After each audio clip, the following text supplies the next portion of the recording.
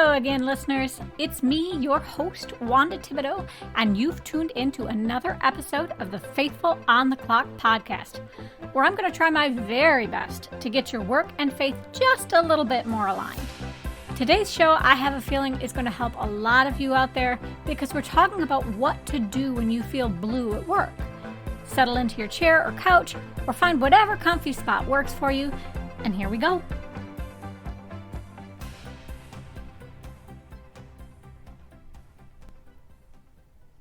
All right, listeners. So the first thing I want to say right out of the gate is I completely understand that some of you listening out there might not be entirely comfortable talking about things like depression and anxiety because the stigma on mental health is still there.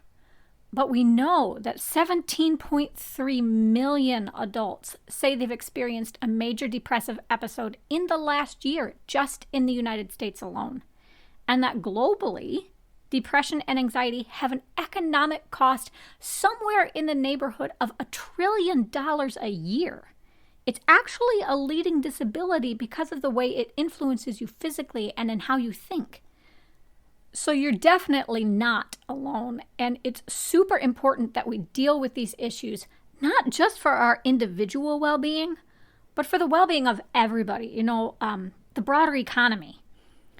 And all that being said, I want to reassure you, especially now with the pandemic and all that, there's a lot more acknowledgement of these kinds of issues, not just in business, but in general. And I just want to be very clear that you deserve to be happy in your job, okay? And I know from personal experience that when you don't have that, it really does kind of erode your quality of life. I mean, I'll be honest, when I've been my unhappiest with work, I've thrown things. I've had to just, go take a minute in my car. So I just want to take a minute and start this episode just to kind of let you take a deep breath about that, to really just let you know that I see you, that I do know what this is like, and to just encourage you that things can be better than they might be right now. And absolutely, Jesus knows what it is like to be sad too. Everything he did in his work, he brought hope to so many people, right? But he had people on his case all the time, constantly giving him a hard time too. And Hebrews 4 verse 15 emphasizes that we do not have a high priest who is unable to empathize with our weaknesses, but we have one who has been tempted in every way, just as we are, yet he did not sin. You want to go even simpler? I'll throw out John 11 verse 35. That's clear too. It just says Jesus wept. So when you're not feeling happy, just know he knows what tough work is and that he's going to stay with you through your tough work too. But how do you go about feeling better when those blahs hit? Now, unfortunately, there's no magic pill about this that's going to work for everybody. We've all got different backgrounds and physiologies and work situations. So the best I can do here is just paint some really broad strokes of what might help. And you guys probably have people all the time telling you, do self-care, get sleep, exercise, eat right. See if there's not some underlying health issue. And of course, prayer, bringing your struggles to God, that's essential. 1 Peter 5 verse 7 says, cast all your anxiety on God because he cares for you. Sometimes we just need to vent and get it out to get through it. That's what he's there for. I'll remind you really quickly, too, of Ecclesiastes 2, verse 24, which says, a person can do nothing better than to eat and drink and find satisfaction in their own toil. This, too, I see, is from the hand of God. And that verse, it reminds us that our labor, our work, it's a merciful gift. God gives it to us to be happy in, to help us have a sense of influence and pride as we wait to be reunited with him. At least that is my view. If you remember that you are in service to God, not just in service to your company, it really can change your perspective, and you might find a lot of that weight off your shoulders. But if you're going through all this advice and you're still just stuck in this feeling of being down, I just want to ask you, is work even the issue? I know that might sound like a funny question, but the fact of it is, especially now with the way home and work boundaries are getting totally obliterated, we do not just leave issues at the door. You're having trouble with kids, maybe you're worried about your mortgage. Those things, they come with you. And sometimes what happens is all that stuff piles up. And then we get to work, we go to do our job, and it's like the straw that broke the camel's back. We just can't take it anymore, and we shift all the blame onto the last thing we remember or that happened to us. So just clear that up first, because it might help for you to talk to your friends or your family or whoever about what's going on there. Now, if the issue isn't from anything at home or outside the office, I really kind of separate this into blahs from the people and blahs from the stuff. And what I mean by that is, blahs from the people, that's Sally, who keeps harassing you every 5 minutes. It's that person who rubs it in when you get passed over, or the boss who doesn't respect the requests you're putting in. And even though I know it's hard, I think it's good to practice setting good boundaries, and just being upfront in a kind way about how you feel when they treat you bad. And maybe you even need to go to HR and have somebody mediate. Maybe you ask to get reassigned to a different supervisor, that kind of thing. But don't just sit back and let mistreatment continue, because you're worth more than that, okay? Now, blahs from the stuff, that's more where you're down just because of more logistical stuff. Maybe people treat you really well, but the tasks are just, they're about as challenging as mud. Or maybe you're just running into a lot of red tape somewhere, and that's stressing you out. And this is where a lot of the time we get into problems with organizational structure too, because things like silos or not knowing who to go to for a specific issue, that can create issues like isolation and feeling unsupported. For these kinds of issues, and I'm just going to assume that you can't just walk in the door and have a different structure to your organization tomorrow, okay? I'm going to assume you have to have a way to cope in a more here and now kind of way. One of the best things you can do is just take your breaks. And by break, I don't mean sit at your desk and scroll social media, okay? I mean get up, get outside, get moving. Anything you can do to completely disengage your thoughts from work. You can meditate, you can do yoga.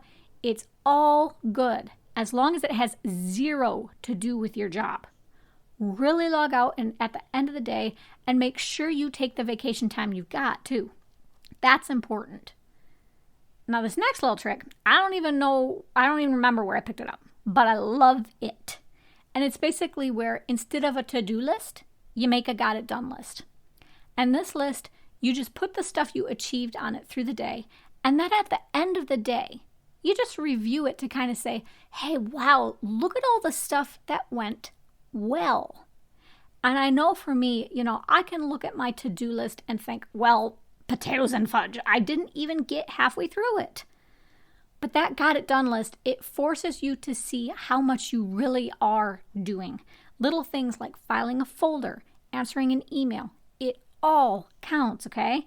And when you add it all up, I think you'll see that you are not idle or wasting your time. You are not incompetent. You are doing a lot, amazingly well. So take a moment and acknowledge that and lift yourself up a little bit with it. From there, see what you can do about the roles you've got. Maybe ask for a little bit more flexibility in your hours. Maybe ask if you can get on board with specific projects that are interesting to you. And I know there might not be things you can drop here, but you might have heard of this thing called job crafting. And that's basically the idea that you take your own goals, your own interests, and you try to find creative ways to integrate those into your position. So you're not saying this is the way the job is. You're saying this is the way the job can be. And it's a great way to take some control and exercise a little autonomy. And that's important because I don't think anything drags you down worse than feeling like you don't have power or choice over anything. So see if you can talk to your boss or somebody about doing that. And the trick to this is you just really have to make a case for how shifting your position the way you want is going to benefit the business. Because otherwise, your supervisor, they'll probably be perfectly happy to have you keep doing the same old thing you've been doing. The next step, I think, is just to start having those open discussions with your boss or your coworkers about how you're doing. And I'm not saying you have to give them your life story.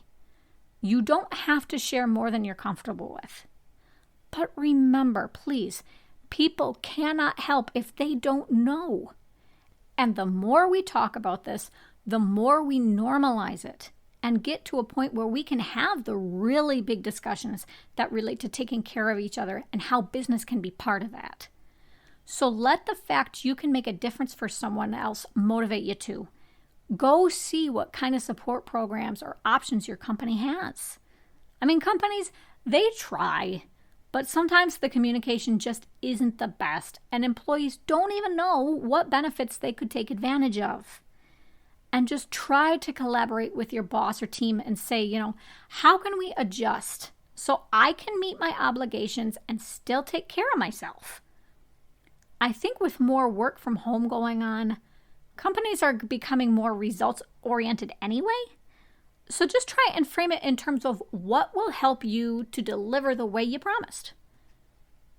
The last thing I want to say is there are a lot of really big things that can go on at work that are really damaging. Things like discrimination that's blatant through the whole business or things like that. And I want to encourage you to speak up where you can against those things. Take a stand for yourself and others. But Matthew 11 verse 15 says, "He who has ears, let him hear." And the idea is that while we should respond to good teaching, quite frankly, not everybody will. So sometimes, and I will acknowledge this, you just hit a wall. Maybe you've honestly got a horrible HR team. Maybe you've got a whole department who just acts like you're trash. If you cannot budge those issues, the culture is just rotten, then please do yourself a favor and find a way out. You have talent, you have worth, and all of those positive things should not be squandered. Remember, God gave you gifts to do good in this world. And He does not want you stuck in a place where your light is under a basket by no fault of your own. You get out if you have to. You go shine your light because we need that. So to close out, I'll just ask you to join me in a prayer. Lord, you are a God of peace and mercy and power, but you are also a God of absolute joy. You did not make us in your image to live life feeling awful. You made us so we could be your friends. And if anyone knows how hard it is to stay upbeat in a tough job, you do. So when we sit at our desks, when we stare at those screens, just wave your hand inside our hearts. Let us know you're still there, that you get it. And just remind us that as long as we have you, we're never stuck. In Jesus' name I pray. Amen. Okay, everyone. If I had a timer, it'd be beeping at me saying, "You're done, you're done." The topic for next week is going to be executive worship. We'll get into why looking at celebrity CEOs like Elon Musk or Jeff Bezos actually does us all a disservice, and where we can focus our attention for better inspiration. Go sign up for our email list at faithfulontheclock.captivate.fm to get all our episodes and updates right in your inbox. Thank you so much for giving me your time, which I know is so precious. And until next time, be blessed.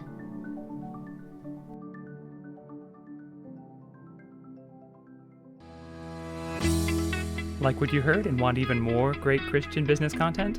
Head on over to patreon.com/faithfulontheclock to become a supporting member for the show.